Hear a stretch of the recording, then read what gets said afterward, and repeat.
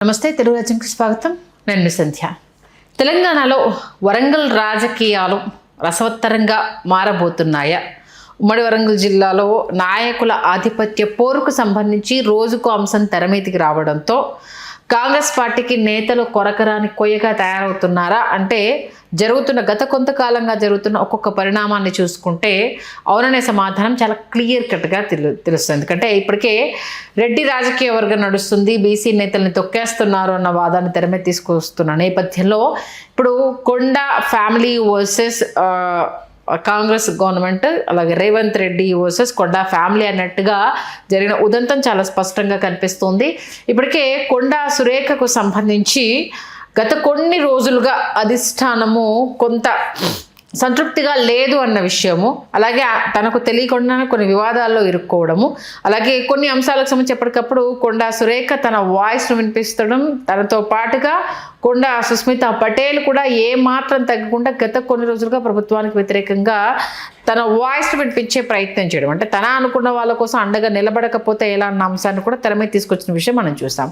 కాకపోతే ఇక్కడ కొండా సురేఖ అలాగే కొండా మురళి ఉమ్మడి వరంగల్ జిల్లా వ్యాప్తంగానే కాకుండా రెండు తెలుగు రాష్ట్రాలకు కూడా సుపరిచితమైన వ్యక్తులు అనే విషయం మనందరికీ తెలుస్తుంది. ఎందుకంటే ఉమ్మడి ఆంధ్రప్రదేశ్లో ఉన్నప్పుడు వైఎస్ఆర్ క్యాబినెట్లో మంత్రిగా కొండా సురేఖ గారు పనిచేసిన విషయము అప్పుడు వైఎస్ రాజశేఖర రెడ్డి గారికి ఎంతో అత్యంత సన్నిహితంగా ఉండడము, అంతే ఆదరాభిమానాలతో ఆయనతో మెదగడము అనేది ఇక్కడ చెప్పుకోదగ్గ విషయం. కాంగ్రెస్ పార్టీ నుంచి ప్రస్థానం స్టార్ట్ అయ్యి ఆ తర్వాత అంటే వీళ్ళ సత్తాను చూసిన రాజశేఖర రెడ్డి గారు అలాగే వీళ్ళతో కలిసి నడిచిన విధానానికి ఆయన సంతోషపడిపోయి కొండా సురేఖ గారిని క్యాబినెట్లోకి తీసుకున్నారు. దురదృష్టవశాత్తు 4 నెలలు 5 నెలలు మాత్రమే నాకు తెలిసి కాంగ్రెస్ క్యాబినెట్లో వైఎస్ రాజశేఖర రెడ్డి గారి హయాంలో ఇవిడ పనిచేయడం జరిగింది. ఆ తర్వాత వైఎస్ జగన్కి సపోర్ట్గా వైఎస్ఆర్సీపీ పార్టీతో కలిసి నడిచిన విధానం కావచ్చు, జగన్మోహన్ రెడ్డి తెలంగాణ పర్యటనకు రాబోతున్న నేపథ్యంలో అడ్డుకునేందుకు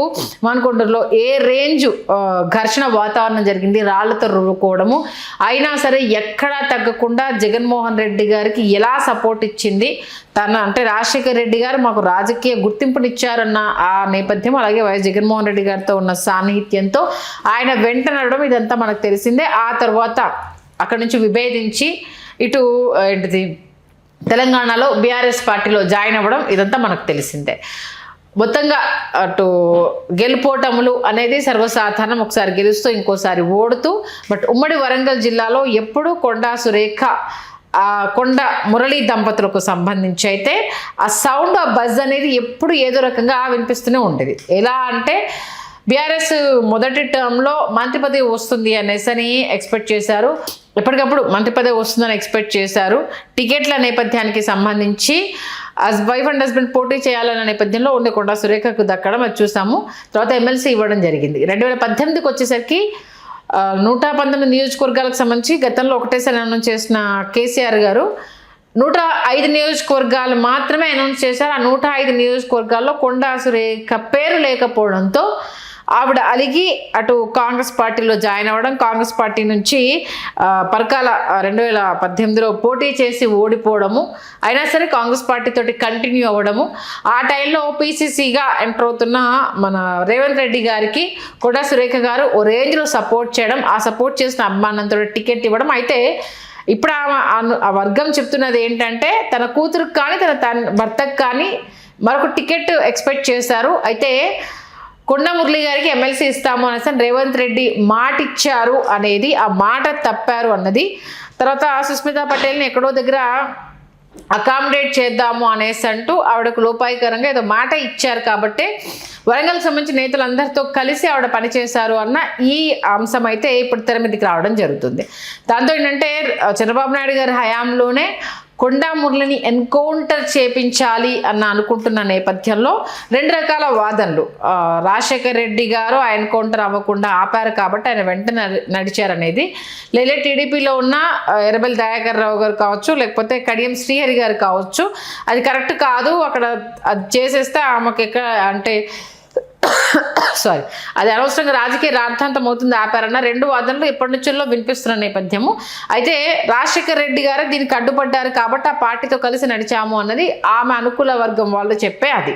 ఇప్పుడు సీన్ కట్ చేస్తే 2023లో కాంగ్రెస్ పార్టీ అధికారంలోకి రావడం, కాంగ్రెస్ పార్టీలో ఆమెకు దేవాదాయ అటవీ పర్యావరణ మంత్రిత్వ శాఖనివ్వడం, ఆ శాఖకు సంబంధించి ఆవిడ సంతృప్తి లేకపోవడము, ఎమ్మెల్సీకి సంబంధించి తన భర్త విషయంలో ఇంకా మీమాంసలు లెక్కబెట్టడము, సుస్మితా పటేల్ రాజకీయ ఎంట్రీకి సంబంధించి కూడా పెద్ద ఎత్తున చర్చ జరుగుతూ ఉన్న నేపథ్యంలో అనేక అంశాలు, వరంగల్ జిల్లా నేతలతో పొసగకపోవడం, ఆల్మోస్ట్ ఆల్ కడియం శ్రీహరి గారితో గొడవ ఉంది, నాయని గారితో గొడవ ఉంది.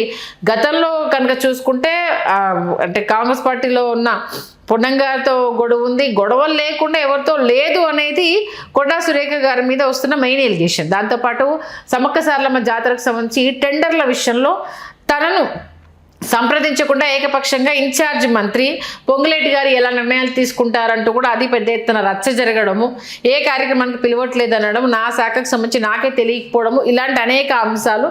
దాంతోపాటు మాజీ మంత్రి కేటీఆర్ గారి మీద చేసిన వ్యాఖ్యల నేపథ్యము, అది పెద్ద దుమారం రేగడము, ఇవన్నీ మనం చూసాము. దానికి కమిషన్ ముందు వెళ్ళి ఆమె వివరణ ఇవ్వడము, ఆ తర్వాత సారీ మన సమంత గారికి, నాగార్జున గారికి సారీ చెప్పడం, ఇదంతా జరిగిపోయింది. ఆ తర్వాత నుంచి కూడా అక్కడ జరుగుతున్న ప్రోటోకాల్ రగడ విషయంలో కావచ్చు, తనకు పెద్దపీట వేయట్లేదు అన్న అంశాన్ని తెర మీద తీసుకురావడము. అప్పుడు అంటే పిసిసిగా రేవంత్ రెడ్డి గారు ముందుకు వచ్చినప్పుడు కొంతమంది ఎలా ఆయనకు సపోర్ట్ చేశారో తెలుసు. ఆయన జిల్లాకు వచ్చినప్పుడు కూడా కొండా సురేఖ గారు ఏ రేంజ్లో ఆయనకు స్వాగతం పలికారు, ఆ టైంలో చిన్న యాక్సిడెంట్ జరగడం, ఇవన్నీ నేపథ్యంలో ఆమె మీద కన్సర్న్ కూడా ఉండడం, అందుకే క్యాబినెట్లో మంత్రిగా తీసుకోవడం ఇదంతా జరిగింది. కానీ మంత్రి అయిన దగ్గర నుంచి రేవంత్ రెడ్డి గారికి కొండా సురేఖ గారికి మధ్య దూరం పెరుగుతూ రావడం, కొన్ని అంశాలు తెర మీదకి రావడం, అక్కడ లోకల్ క్యాడర్ కూడా అంతా ఏకమై కొండా సురేఖ దంపతులు ఇలా ఏకపక్షంగా వెళ్తున్నారు అంటూ కొన్ని రేవంత్ రెడ్డి గారికి తీసుకెళ్లడం, ఇదంతా జరుగుతున్న నేపథ్యంలో సిమెంట్ ఫ్యాక్టరీకి సంబంధించి రేవంత్ రెడ్డి గారు తనకు సంబంధించి వాటాల నేపథ్యంలో ఒత్తిడి తీసుకొచ్చారు, బెదిరించారు అన్న దానికి సంబంధించి సుస్మితా పటేల్ రేవంత్ రెడ్డి గారి మీద ఏ రేంజ్లో ధ్వజమెత్తారు, వాళ్ళ అన్నదమ్ముల గురించి ఏ రేంజ్లో మాట్లాడారు, క్రమశిక్షణ కమిటీ ముందుకు వెళ్ళి ఎలా తను ఎక్స్ప్లెనేషన్ ఇవ్వాల్సి వచ్చింది అనేది మనం చూస్తూనే ఉన్నాం.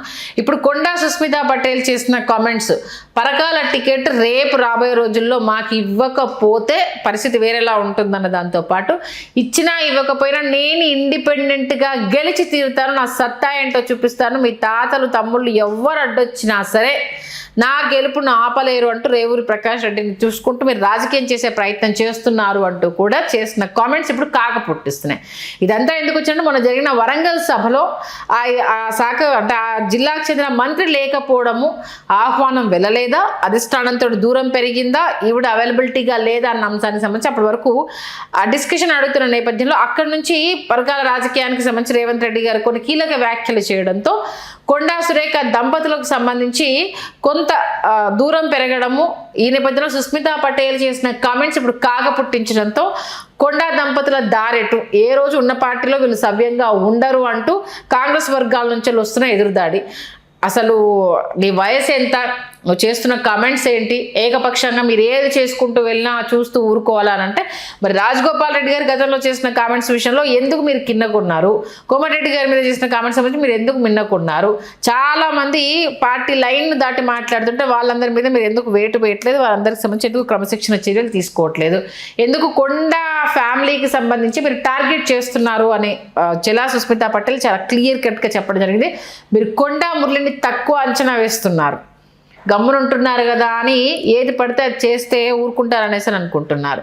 ఎందుకు గమ్మునుంటున్నారు అనేది అక్కడ ఉన్న వాళ్ళకి మాత్రమే తెలుసు, అది గుర్తుపెట్టుకోండి అంటూ ఎక్కడా తగ్గకుండా సుస్మితా పటేల్ అయితే ఫైర్ బ్రాండ్ లాగా తను వార్ ప్రకటించేసినందుకు క్లియర్ కట్గా తెలుస్తుంది. టికెట్ ఇచ్చినా ఇవ్వకపోయినా ఎవరినన్నా నిలబెట్టి ఇండిపెండెంట్గా గెలిచి చూపిస్తా అంటూ కూడా వార్ ప్రకటిస్తుండడంతో ఇప్పుడు కొత్త నినాదం కాంగ్రెస్ ఏమెత్తుకుందంటే విపక్షాలతో కుమ్మక్కయి కావాలని రాజకీయాలు చేస్తున్నారు, వీళ్ళు బీఆర్ఎస్ ఆడిస్తున్నట్టల్లా ఆడుతున్నారు అంటూ అక్కడ ఆవిడ చెప్పడం జరిగింది. అయితే ఇక్కడ 2 పాయింట్లు, కొండా సురేఖ గారు ఆ కన్సిస్టెన్సీని మెయింటైన్ చేయకపోవడం అనేది. ఎందుకంటే ఫస్ట్ కాంగ్రెస్లో ఉన్నారు, ఆ తర్వాత వైఎస్ఆర్సీపీలోకి వచ్చారు, తర్వాత బీఆర్ఎస్లోకి వెళ్ళారు, బీఆర్ఎస్ నుంచి కాంగ్రెస్లోకి వెళ్ళారు. ఎక్కడ ఒక పార్టీలో అంటే ఒక సుదీర్ఘ జర్నీ జరిగింది అన్నది లేకపోవడము అనేది, ఈవిడ ఏ పార్టీలో ఎక్కువ కాలం ఉండదు అన్న స్టాంప్ను వాళ్ళు ఎస్టాబ్లిష్ చేసే ప్రయత్నం చేస్తున్నారు. దీంతో పాటు అంటే సంప్రదాయంగా కాంగ్రెస్ పార్టీలో ఉన్న వాళ్ళకన్నా ఇప్పుడు పక్క పార్టీ నుంచి వచ్చిన వాళ్ళు, బీఆర్ఎస్ నుంచి వచ్చిన వాళ్ళు ఇప్పుడు అక్కడ పెత్తనం చెలాయిస్తున్నారు. మేము కాంగ్రెస్ పార్టీ జెండా మీద గుర్తు మీద గెలిచిన వాళ్ళని కాదని అక్కడ గెలిచి పదవుల కోసం ఇటు వచ్చిన వాళ్ళు వాళ్ళ టికెట్లకు వాళ్ళ కూతుర్ల టికెట్ల కోసం వచ్చిన వాళ్ళకు మీరు ఇంపార్టెన్స్ ఇచ్చారు, మాకు ఇవ్వలేదు అన్న ఈ అంశం. అంటే కడియం శ్రీహరి గారిని ఉద్దేశించి గతంలో కడియం శ్రీహరి గారు ఆ మీటింగ్కి వెళ్ళినప్పుడు తన నియోజకవర్గంలో మీటింగ్ పెట్టినప్పుడు ఎక్కడ ఇన్ఫర్మేషన్ ఇవ్వకుండా ఎలా పెడతారు అన్న అంశాన్ని కూడా తెర మీద తీసుకొచ్చారు. మొత్తానికి కాంగ్రెస్ పార్టీలో రేవంత్ రెడ్డి గారి మీద వ్యతిరేకత వ్యక్తం చేసేందుకు అన్ని శక్తులు ఏకమవుతున్నాయని అంటే ఒక్కొక్కరుగా చేస్తున్న కామెంట్స్ చూపిస్తున్న గ్రౌండ్ లెవెల్ కాగా అనేది చాలా క్లియర్గా తెలుస్తుంది. సుస్మితా పటేల్ అయితే ఈసారి ఎలాంటి విషయానికైనా తగ్గడానికి సిద్ధంగా లేను అనేసి అంటున్నారు. మరి గతంలోనే మంత్రిగా ఉండి వైఎస్ జగన్మోహన్ రెడ్డి గారి కోసం రాజీనామా చేసిన చరిత్ర ఇక్కడ సురేఖ గారిది. మరి ఇప్పుడు జరుగుతున్న ఈ పరిణామాలన్నింటికి సంబంధించి మరి క్రమశిక్షణ కమిటీ ముందుకు వెళ్ళి సురేఖ గారు సమాధానం చెప్తారా, లేదు మిగతా వాళ్ళపై చర్యలు తీసుకోకుండా ఎందుకు ప్రతిసారి కొండా దంపతులే ఎందుకు కనిపిస్తున్నారన్న అంశాన్ని సంబంధించి ఫైట్ చేస్తారా, మీరిచ్చిన మాటలు మర్చిపోయి నన్ను టార్గెట్ చేయడం ఏంటి అన్న విషయాన్ని ఇక్కడైనా మాట్లాడతారా, మరి సుస్మితా పటేల్ ఎంతవరకు తగ్గే అవకాశం ఉంది, ఇక మీదట రాజకీయ క్షేత్రంలోనే ఉంటాను ఎవరికి భయపడను అంటూ ఫైర్ బ్రాండ్గా సుస్మితా పటేల్ వెళ్తున్న విధానం కావచ్చు. ప్రస్తుతం అయితే వరంగల్ రాజకీయాలకు సంబంధించి పెద్ద ఎత్తున చర్చ జరుగుతోంది. మరి చూద్దాం, రేవంత్ రెడ్డి గారు ఇప్పుడైతే లండన్ పర్యటనలో ఉన్నారు. అమెరికా పర్యటనకు వెళ్దాం అనుకున్నప్పుడు కేంద్రం నుంచి అనుమతి రాకపోవడంతో లండన్ నుంచి ఆయన ఇటు తిరిగి వస్తున్నట్టుగా తెలుస్తుంది. వచ్చాక ఈ అంశానికి సంబంధించి మరి ఏ రకమైన చర్చ జరగబోతోంది, ఎలాంటి అంశాలను తెర మీద తీసుకొస్తారన్నది చూడాలి. మొత్తానికైతే తెలంగాణ కాంగ్రెస్లో రేవంత్ రెడ్డి వ్యతిరేక శక్తులు కావాలనే ఏకమవుతున్నాయన్న వాదన అయితే కాంగ్రెస్ పార్టీ తీసుకొస్తుంది. మరి ఎంతవరకు దీన్ని సర్దుమనకు కొట్టగలుగుతారు, ఎందుకంటే ఇప్పుడు జిహెచ్ఎంసీ ఎలక్షన్స్ అనౌన్స్ చేయడానికి సన్నద్ధమవుతున్న నేపథ్యంలో పార్టీలో ఇలాంటి అంతర్గత పోరు పార్టీకి పెద్ద తలనొప్పి అయ్యే అవకాశం ఉంటుంది. మరి దీన్ని ఎలా సర్దుమనకు కొట్టుకుంటారు, రాబోయే రోజుల్లో ఎవరి వాయిస్ను నొక్కే ప్రయత్నం చేస్తారు, ఎవరు తగ్గుతారు ఎవరు నెగ్గుతారు అన్నది చూడాల్సి ఉంటుంది.